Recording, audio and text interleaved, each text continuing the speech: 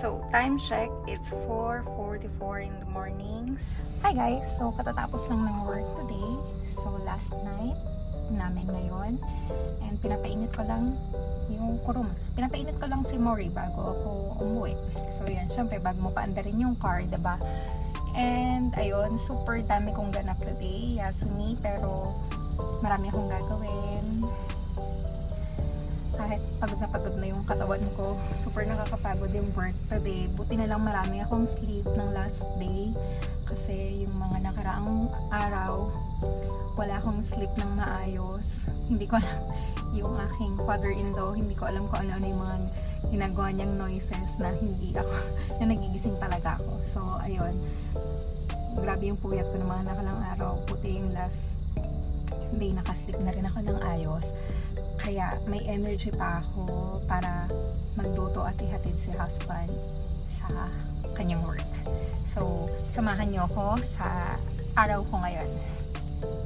Ayan, so mainit na si Mori kaya drive na ako pa uwi.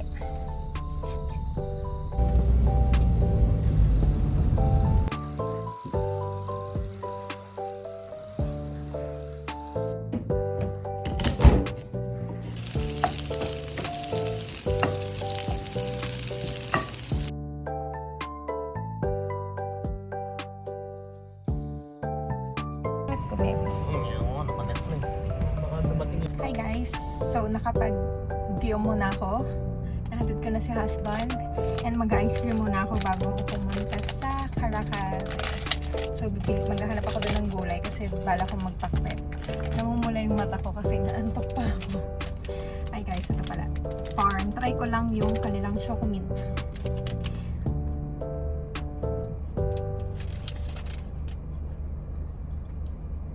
Sobrang init. Grabe. So, nandito na ulit ako sa car and nakabili na ako ng kalabasa at sitaw dito sa Caracas. Ang mura ng mga gulay dito. Kaya, ayan. Dito ako sa may Sasaki. Malapit to sa work ng husband ko. Kaya, ayan. Medyo nagmadali akong bumili. Hindi na ako nag-ikot-ikot. Kasi guys, kanina nagpa-park ako. May matanda na naglalakad sa likod. So, medyo malapit siya. Natakot ako kasi baka mamaya pagbalik ko ng car, may gas-gas or kung ano. Kasi minsan medyo salbahe yung ibang matatanda eh. Ayun, pagbalik ko naman, chinek ko naman yung paligid, okay naman. Hindi naman flat, walang gas-gas. Kaya ayun. Medyo nakakatakot kasi yung mga matatanda din dito. So, ayun nga. Pauwi na ako and yeah, ang cute ng sunglasses ko, right?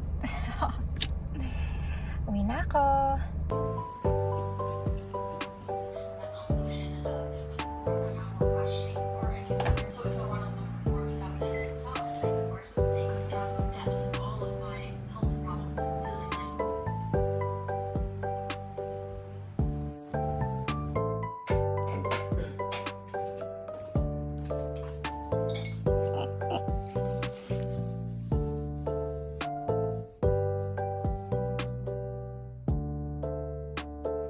So, nakapag-declutter ako ng konti.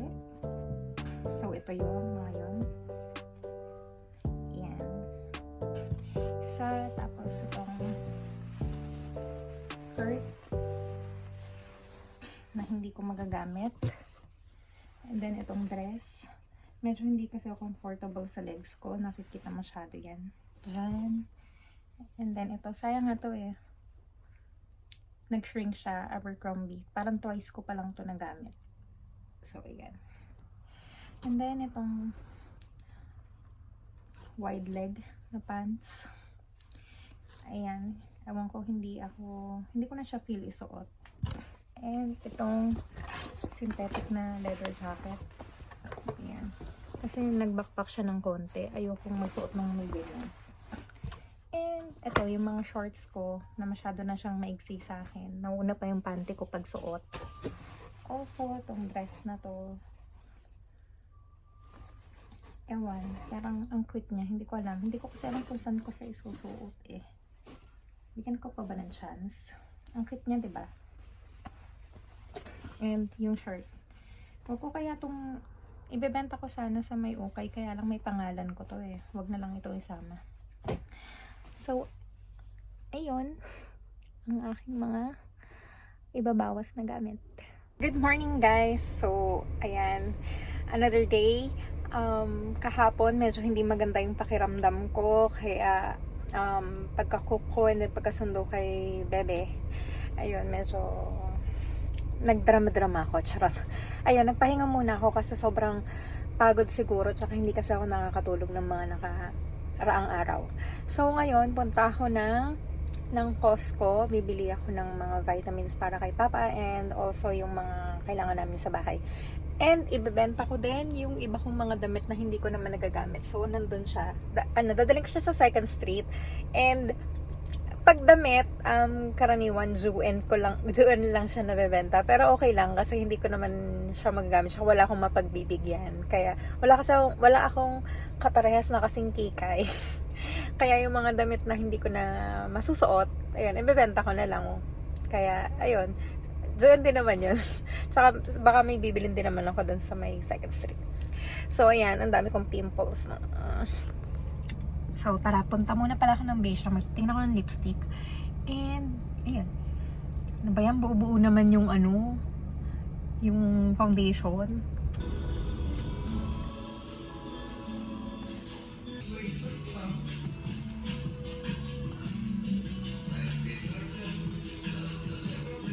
Yung damit ko naka-sale. So, ayan siya. Yung outfit.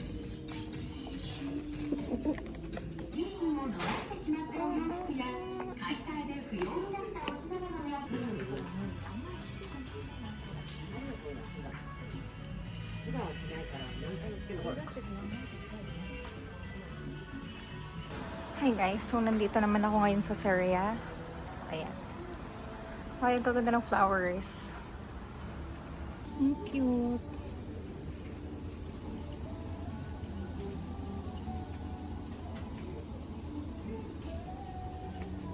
Ano ito?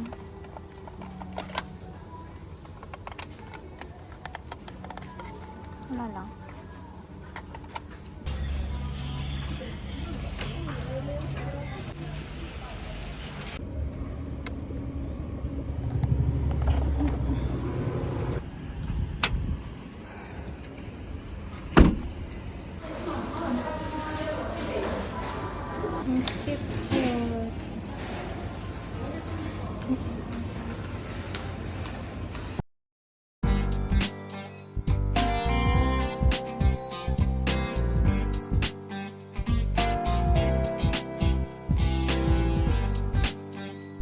Andito kami sa Tokyo.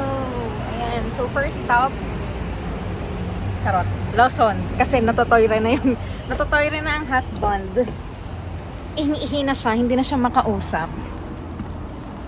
So, ayan, nandun pa sila. And ako ay magme-make up kasi hindi pa ako nakaayos. Ang aga namin umalis. Ayan, ang tabi sa Skytree, baby. Saan dyan? Hindi ko makita.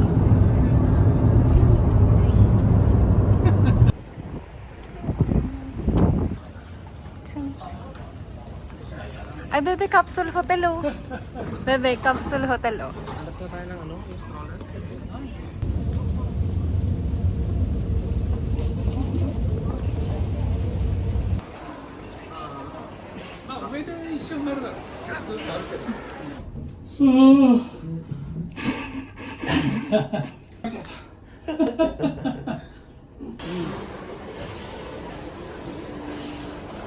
Kurak.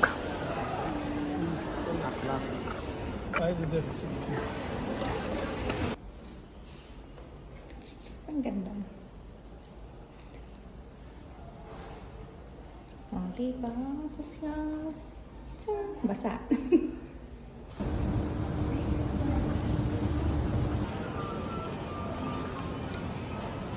Ay, ang cute, baby.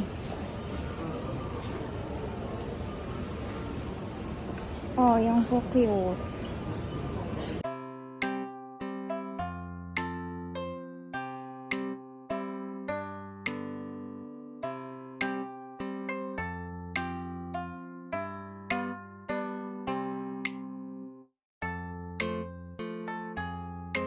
Papa, bye-bye. Bye-bye, bye-bye.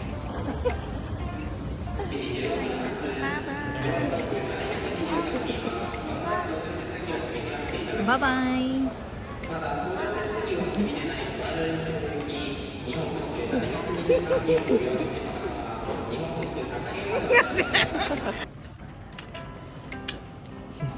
Credit card.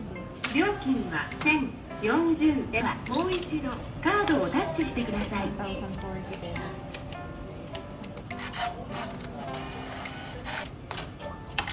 駐車券を必ずお持ちください。ありがとうございました。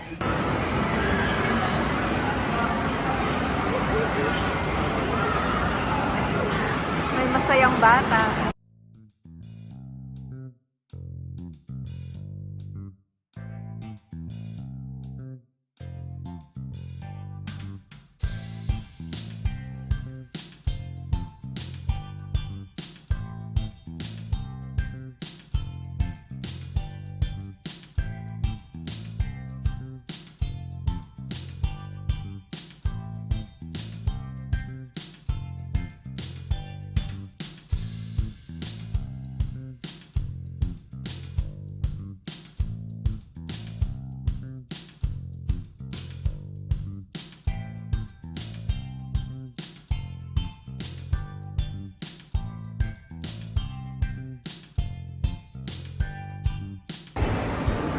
Baby, happy ka?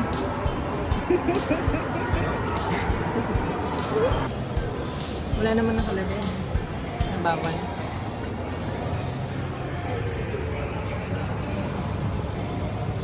Walang presyo, no?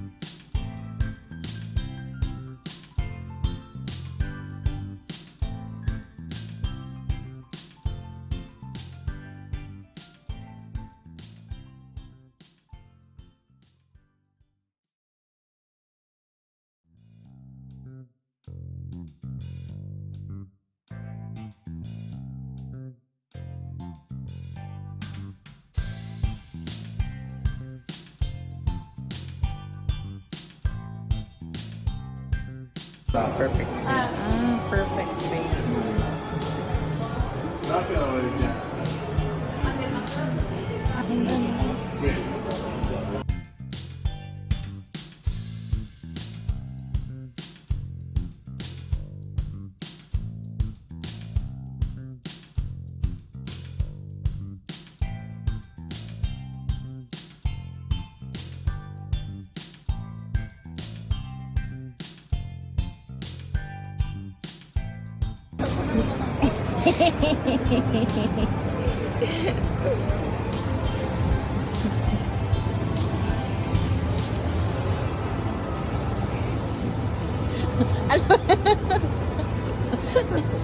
Para-para sa yung kulay ay.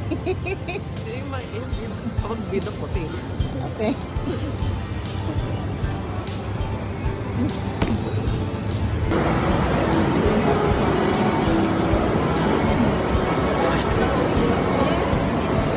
Wait lang.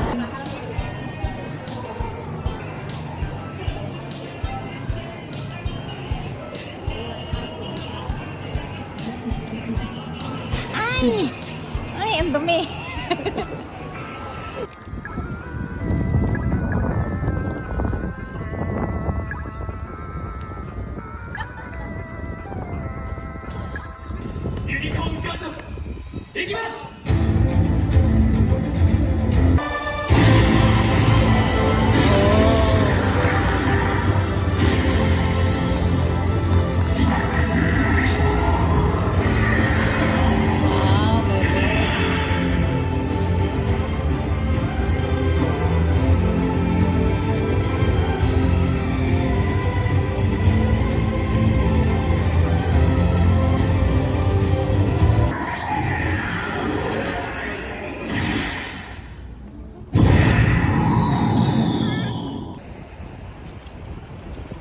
pupunta?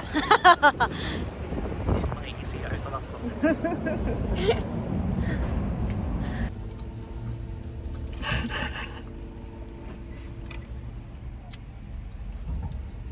Si Bebe, may chicken. Ako wala akong food. Ako kawawa. Si Bebe papakit dun sa kahera. Ating dilap.